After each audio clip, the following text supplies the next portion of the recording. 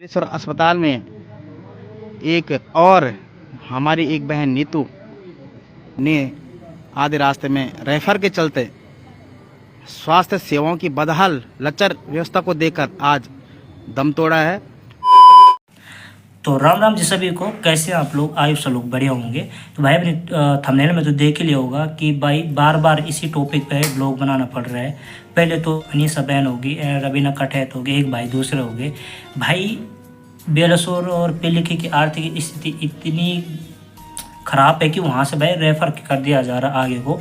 और जिनको भी रेफ़र किया जा रहा है भाई वो कभी लौट के ही नहीं आ रहे। समझ रहे हो? इतनी आर्थिक स्थिति वहाँ की ख़राब है। समझ रहे हो? और अभी आपने देखा होगा चिम्याला सिरकोट की, ठीक है, एक नीतू पंवार जी है, उनकी भी भाई 24 साल की उम्र में भाई उनकी भी प्रसव के टाइम पे वहाँ के जो बेलसुर है, वहाँ के चलो चिकित्सा ठीक है, मैं मानता हूँ एग्जाम्पल ले, बट वहाँ की जो आर्थिक जो व्यवस्था है जो होनी चाहिए थी स्वास्थ्य विभाग के थ्रू से, ठीक है, वो चीज़ें अभी वहाँ पे नहीं है। ठीक है, अभी पता आपको 3 केस हो चुके हैं भाई, ठीक है, 3 केस, चौथा केस ही है नीतू पंवार जी है, जिनको भाई वहाँ की व्यवस्था ठीक ना होने की वजह से रेफर कर दिया गया था हायर सेंटर के लिए, लेकिन वो भी बेचारे रास्ते में जाते जाते दम तोड़ दी उसने।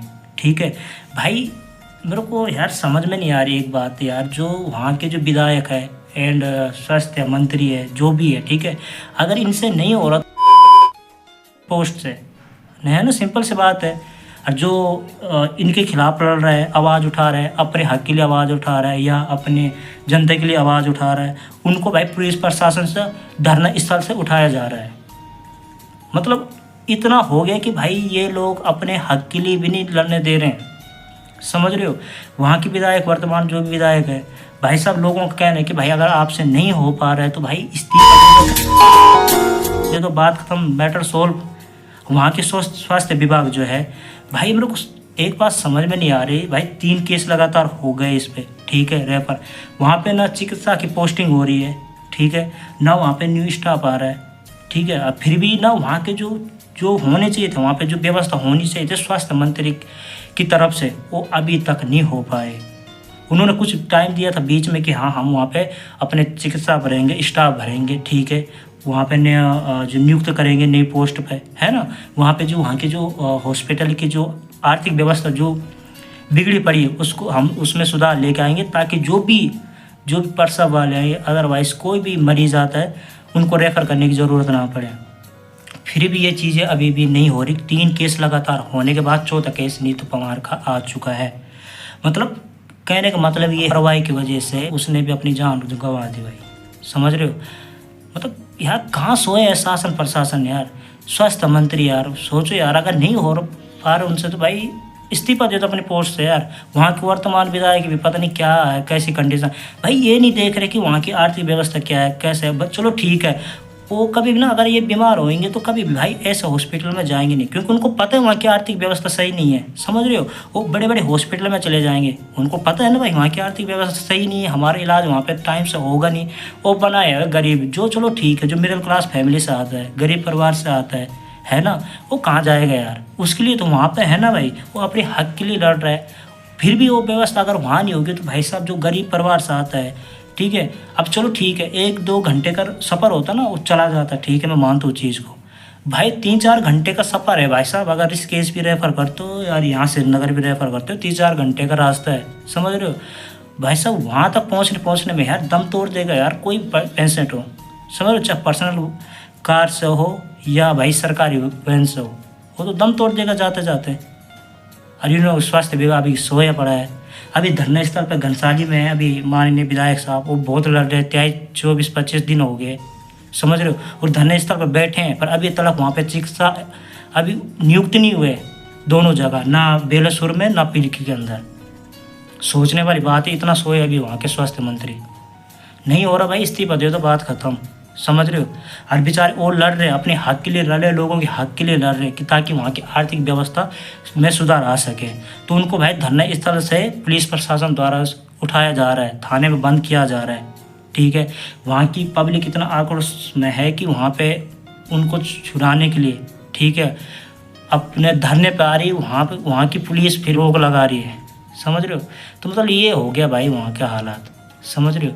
और अभी पता नहीं क्या क्या होगा यार, समझ में नहीं आ रहा यार।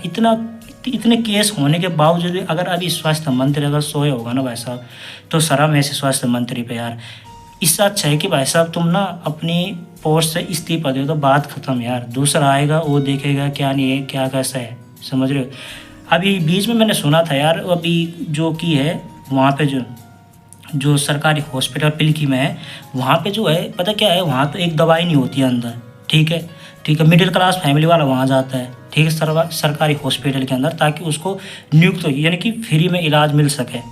वहाँ पे भाई डॉक्टर पर्चे बना के दे देते हैं, चलो बाहर से तुम मेडिकल से दवाई ले लो, ठीक है भाई साहब। चलो ठीक है, जो कि हम जैसे यंग लड़के हैं या कोई भी हो, ठीक है, जो कि जिनको जो पढ़ाई लिखाई वाले हैं, चलो ठीक है वो मानते हो, उनको पता है कि ये एक्सपायर कब है कब नहीं है। भाई जो बुजुर्ग हैं भाई साहब, अभी बीच में सुनने में आया कि वहाँ की जो मेडिकल है भाई, वहाँ से क्या है एक्सपायरी दवाई दे रहे हैं। तो भाई सोचने वाली बात है, पहले तो सरकारी चिकित्सा में तो ये चीज़ें होनी चाहिए, उसके बावजूद भी नहीं तुम बाहर भेज रहे हो। और जो वहाँ के लोकल मेडिकल है वहाँ पे भी भाई एक्सपायरी दवाई दी जा रही है, ना तो डॉक्टरों का ध्यान उस पर जा रहा है कि एक्सपायरी दवाई जा रही है। खैर चलो ठीक है, हम जैसे और भी होंगे चलो वो देख लेंगे जो पढ़े लिखे हैं। भाई जैसे बुजुर्ग आदमी जाएंगे उनको क्या पता कि कब एक्सपायर है। फिर भी लोग, अगर एक लड़के ने उस पर आवाज़ उठाई तो उसकी आवाज़ भी दबाने की कोशिश की। ये हाल है पिलकी के और बेलासुर के, ठीक है। इतनी मतलब वहाँ की स्थिति इतनी मतलब बेकार हो चुकी है कि वहाँ के स्वास्थ्य मंत्री भी भाई बिल्कुल ध्यान नहीं दे रहे उस चीज़ पे। अरे यार जॉब हो, कितने केस आ गए, 4 केस हो गए कंटिन्यू इस तरह से। और अगर इस अभी भी ध्यान नहीं दोगे तो भाई आगे पता नहीं कितने केस आ जाएंगे इससे। मैं मानता हूँ चलो ठीक है, अनीसा बहन को मानता हूँ, चलो उसकी चलो इतने में से चलो मैं मानता हूँ एग्जाम्पल के लिए। बट और तीन जो मानता हूँ मैं, तीन की मौत कैसी होगी भाई जाते जाते, समझ रहे हो। 1-2 घंटे का सफ़र तो है नहीं कि जाते जाते यार चलो पहुँच जाएंगे। जो भी गया वापस ही नहीं आया रेफर करके।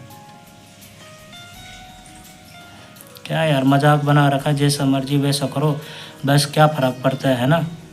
नहीं और इस्तीफा दे दो भाई, दोनों विधायक है वहाँ के, है ना। अभी देखो भीमलाल आर्या जी, देखो कितने टाइम हो गया उनको वहाँ पे धरना स्थल पर बैठे हुए घनसाली में। अभी उनका कहना है कि भाई अभी यहाँ पे चिकित्सा अभी नियुक्त नहीं हुए। सोचने वाली बात है, 24-25 दिन हो गया आज। तो कहाँ गई भाई स्वास्थ्य मंत्री, क्या कर रहे हो अगर इतना टाइम होने के बावजूद भी, समझ रहे हो। दिल से धन्यवाद यार उनका, जो कि हमारे माननीय भीमलाल आर्या जी और उनके सहयोगी हरीश भाई जो भी है, उनके सहयोगी सभी साथियों का धन्यवाद करना चाहूँगा कि उस पोस्ट पे ना होने के बावजूद भी आप जनता के हक के और अपने हक के लिए लड़ाई लड़ रहे हो, ठीक है। धरना स्थल पर आए हो और जिनकी लापरवाही की वजह से उन बेचारों की जान गई है, उनके समर्थन में आप खड़े हो, है ना। दिल से धन्यवाद है, दिल से रिस्पेक्ट है आप सभी को, है ना। जो कि जैसे हमारे भीमलाल आर्या जी है, फुल सपोर्ट करते सभी को। अभी दिल्ली में जो अम्बाला में जो लड़का जो कि जिसकी हत्या कर दी गई थी, उनका सपोर्ट भी काफ़ी ज़्यादा किया भीमलाल आर्या जी ने। दिल से सपोर्ट है, जनता का सपोर्ट है उनके साथ में, ठीक है। और अभी धरना स्थल पे भी बैठे हैं घनसाली के अंदर, ठीक है। तो दिल से सपोर्ट है और दिल से रिस्पेक्ट है उनकी।